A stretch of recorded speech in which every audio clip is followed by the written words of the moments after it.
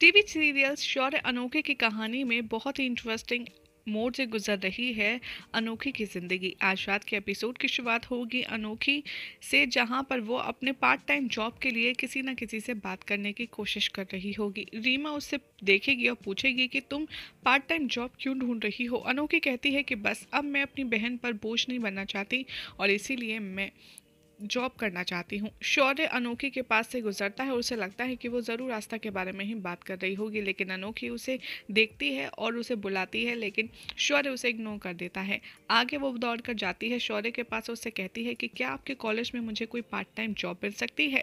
अनोखी की ये बात सुनकर शौर्य उसे डांटता है और कहता है कि तुम ऐसा सोच भी कैसे सकती हो, पढ़ाई और जॉब तुम दोनों एक साथ मैनेज नहीं कर पाओगी। अनोखी कहती है कि अगर आप मुझसे गुस्सा हैं अभी भी मीडिया वाली बात से, तो मैं आपको बता दूं मैंने वो नहीं बुलाई थी। शौर्य कहता है कि नहीं, अब मुझे रियलाइज हो चुका है कि वो जस्ट एक मिसअंडरस्टैंडिंग थी और कुछ भी नहीं। अनोखी बहुत खुश हो जाती है सुनने के बाद, लेकिन वो पूछती है शौर्य से तो फिर किसने बुलाई थी, मीडिया। लेकिन यहाँ पर शौर्य अनोखी को कोई जवाब नहीं देता और उसे आगे की ओर छोड़ता हुआ चला जाता है। अनोखी कहती है अपने दोस्तों से कि पता नहीं शौर्य सर का मूड ऐसा क्यों रहता है, कभी अच्छा कभी बुरा। तभी कैंटीन लेडी सुन लेती है कि अनोखी को एक कोई जॉब चाहिए और वो उसे पार्ट टाइम जॉब उसके कॉलेज कैंटीन में ऑफर करती है। अनोखी उसका ऑफर सुनकर बहुत खुश हो जाती है और वो ऑफर भी एक्सेप्ट कर लेती है। दूसरी तरफ दिखाया जाएगा कि शौर्य क्लास में आता है, हर कोई उसे गुड मॉर्निंग विश करते हैं। शौर्य लेकिन आस्था के ख्यालों में खोया हुआ होता है कि आखिर वहाँ क्या हो रहा होगा। वो काफ़ी ज़्यादा डिस्टर्ब सा लगता है। रीमा कहती है अनोखी से कि लगता है शौर्य सर किसी प्रॉब्लम में है। तभी वहाँ पर अनीता लेट आती है कॉलेज में, लेकिन शौर्य इस बार उसे डांटता नहीं है और उसे आराम से क्लास में बैठने के लिए परमिशन दे देता है। शान यहाँ पर वही सब सोच रहा होता है कि आखिर ये सब कैसे हो गया और इसके बारे में अनोखी को पता होना चाहिए, और वो अनोखी को कॉल करता है। बार बार अनोखी फ़ोन कट करती है और जब उसे नोटिस होता है कि ये तो शान सर का कॉल था, तब उसे बहुत ज़्यादा चिंता होती है। वो जैसे ही क्लास से फ़ोन पिक करने वाली होती है, शौर्य उसे देख लेता है और चिल्लाता है। अनोखी माफ़ी मांगती है और कहती है कि आई एम सॉरी सर, लेकिन मेरे लिए ये कॉल उठाना बहुत ज़्यादा ज़रूरी है क्योंकि शान सर मुझे बार बार कॉल कर रहे हैं, हो सकता है कुछ अर्जेंट बात हो और इसीलिए मुझे कॉल पिक करना होगा। वो ये कहकर के क्लास छोड़कर बाहर चली जाती है। शौर्य देखता रह जाता है। अनोखी को पता चलता है आस्था को गोली लगी है और वो पैनिक होती है और फूट फूट कर रोने लगती है। अनोखी शौर्य के पास आती है और उससे परमिशन लेने के लिए कि क्या वो आस्था से मिलने के लिए उसके साथ चलेगा।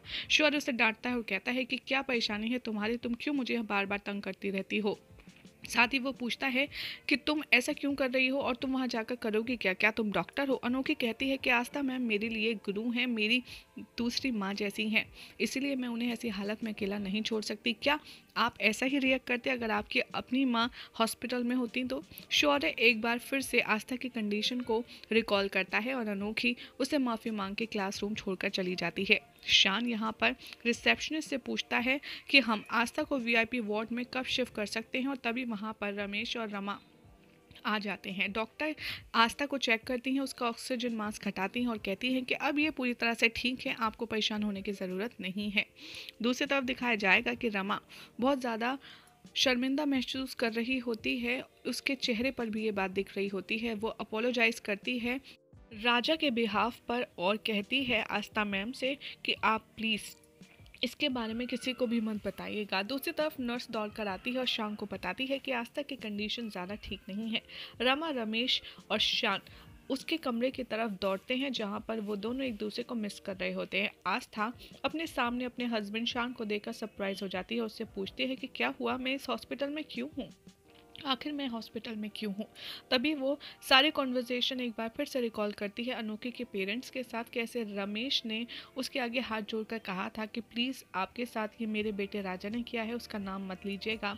आस्था उसे कहती है कि ठीक है आप परेशान मत होइए, मैं उसका नाम नहीं लूँगी। आस्था के सामने रमा और रमेश दोनों ही बहुत ज़्यादा शुक्रगुजार होते हैं और उसका हाथ जोड़ करके उससे कहते हैं कि थैंक यू सो मच, आपने हमारा मान रख लिया। दूसरी तरफ दिखाया जाएगा कि शान बार बार उससे पूछता है कि आखिर आप बताते क्यों नहीं हैं, ये सब उसके साथ हुआ कैसे है, किसने इसको मारा और किसने गोली चलाई। तभी वहाँ पर अनोखी हॉस्पिटल की तरफ आ जाती है, लेकिन वो अपने पेरेंट्स को देख कर के उनके करीब नहीं जाती और वो बहुत ही ज़्यादा इमोशनल हो जाती है। शान यहाँ पर बहुत ही ज़्यादा क्लूलेस होता है कि आखिर पता नहीं किसने इसको गोली मारी और क्यों मारी। तभी वो कहता है कि बस बहुत हो गया, मैं तुमसे बहुत अलग रहा हूँ, लेकिन मैं तुम्हें इस कंडीशन में नहीं देख सकता। शान एक्सप्रेस करता है अपनी सारी फीलिंग आस्था से और हॉस्पिटल के बारे में भी बात करता है। हॉस्पिटल इतना बड़ा देखकर के आस्था को चिंता होती है उसके बिल्स वगैरह के बारे में, और शान कहता है कि जो पहले वाला हॉस्पिटल था वो बिल्कुल भी अच्छा नहीं था, इसीलिए मैं यहाँ ले आया तुम्हें, क्योंकि तुम मेरे लिए बहुत ज़्यादा खास हो। और ये बात सुनकर अनोखी को रियलाइज़ होता है कि वाकई में शान सर और आस्था मैन एक दूसरे के काफ़ी ज़्यादा क्लोज हैं। आखिर इन दोनों में क्या कनेक्शन हो सकता है, यही हो जाएगा आज रात के एपिसोड का। एंड कल रात के एपिसोड में वही सेम प्रीकैप दिखाया जाएगा कि कैसे शौर्य के आने पर इन तीनों के कॉन्वर्जेशन सुन लेती है अनोखी और इनको समझ आ जाता है कि आस्था मैम शौर्य की असली माँ है। ये सुनकर अनोखी हो जाएगी काफ़ी ज़्यादा सरप्राइज। इसके बाद क्या होगा ये देखना होगा, काफ़ी इंटरेस्टिंग।